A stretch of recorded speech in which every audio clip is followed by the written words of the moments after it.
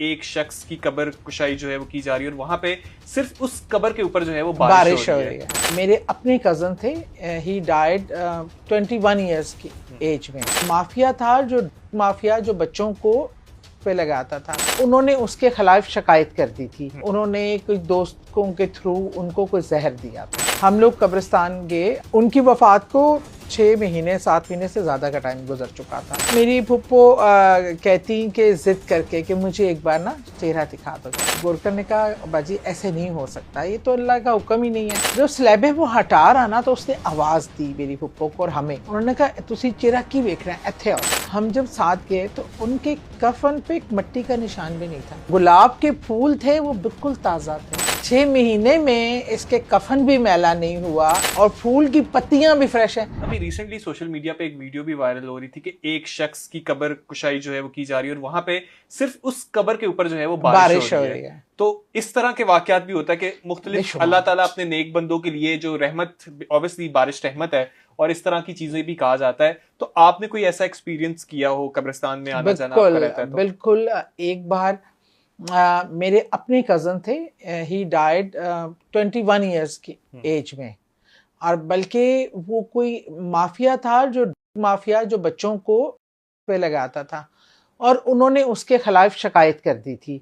और पता नहीं उन्होंने कुछ दोस्तों के थ्रू उनको कोई जहर दिया था और उनकी मौत भी और हुई 12 रबीउल अव्वल के दिन। और वो बहुत ही खूबसूरत हसीन इंसान थे। अच्छा, उनको दफनाने के बाद कोई कब्र उस टाइम कच्ची थी, क्या था, पक्की करवानी थी। और वो तो मेरी फुप्पो जिनके वो बेटे थे, मैं और उनकी एक सिस्टर, हम लोग कब्रिस्तान गए। हम लोग खड़े हुए थे जब उन्होंने वो कब्र की मट्टी वट्टी हटाई तो स्लैबें चेंज करके पक्की करवानी थी। तो वहाँ बारिशों का कोई होने का तो चांस था।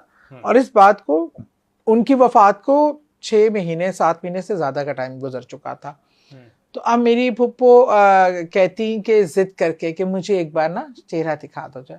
वो गोरकर ने कहा बाजी ऐसे नहीं हो सकता, ये तो अल्लाह का हुक्म ही नहीं है।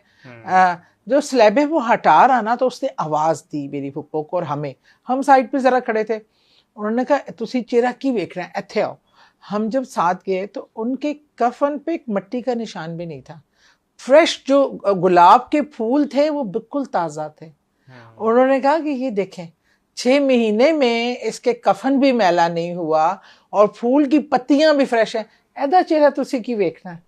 मतलब मैंने ऐसे बहुत सारे अच्छे और बुरे चीज़ें, अल्लाह ताला ना बहुत सारी चीज़ें, ये तो अल्लाह के राज़ों नेयाज़ है। हम कोई भी नहीं होते किसी के लिए भी जज करने के लिए कि कौन नेक है कौन बुरा है। जन्नत दोज़ख का फैसला हमें अल्लाह को कर देना चाहिए। लेकिन मैंने ऐसे बहुत से लोग देखे जो बज़ाहिर दुनियावी ज़िंदगी देखें तो उनका उस तरह फील नहीं होता था कि ये दर्जा।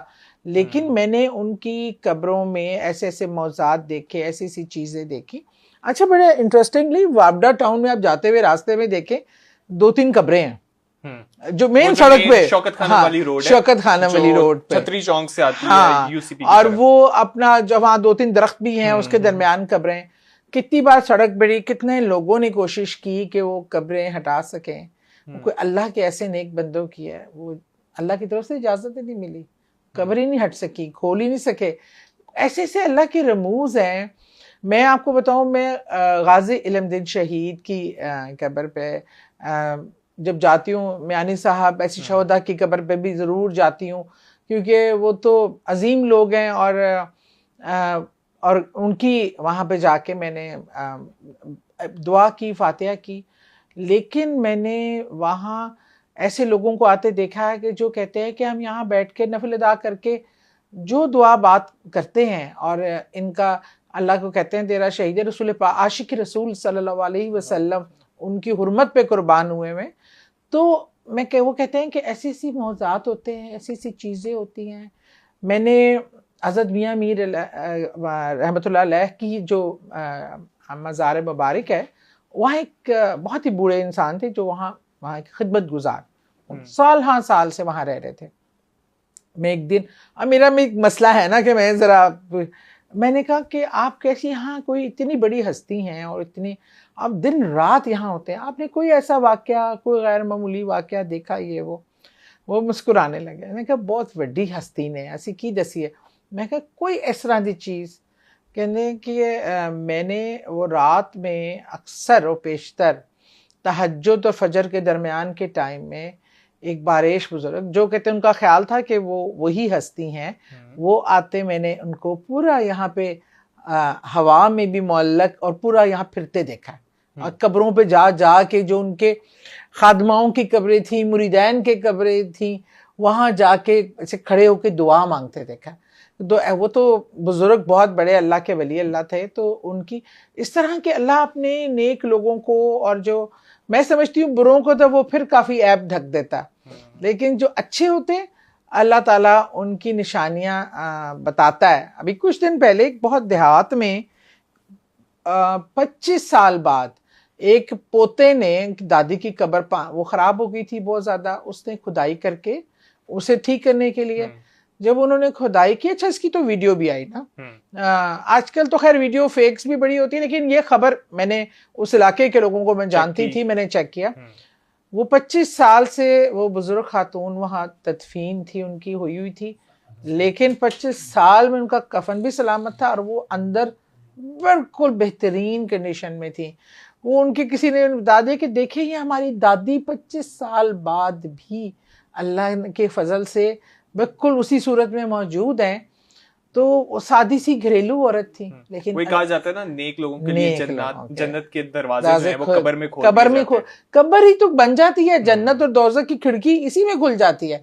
जो एक आलम बरज़ख है, जो अल्लाह का एक मामला है, अल्लाह के रमूज तो अल्लाह ही जानते हैं, लेकिन इंसानों के पास ऐसी बहुत सी मिसालें आती हैं। बिल्कुल ऐसे ही, और हमें किसी की कोई भी चीज देख के जो है ना वो फैसला नहीं करना चाहिए, अल्लाह ताला को नहीं होना चाहिए। किसी की छोटी चीज भी पसंद आ सकती है, और हो सकता है कि अल्लाह ताला उस बुनियाद पर उसके तमाम बड़े से बड़े गुनाह भी माफ कर दे। भाई देखिए ना, हम बात किसकी कर रहे हैं? हम बात कर रहे हैं उस मालिक की जो सारी कायनात का हर चीज का मालिक है, वो बादशाह है।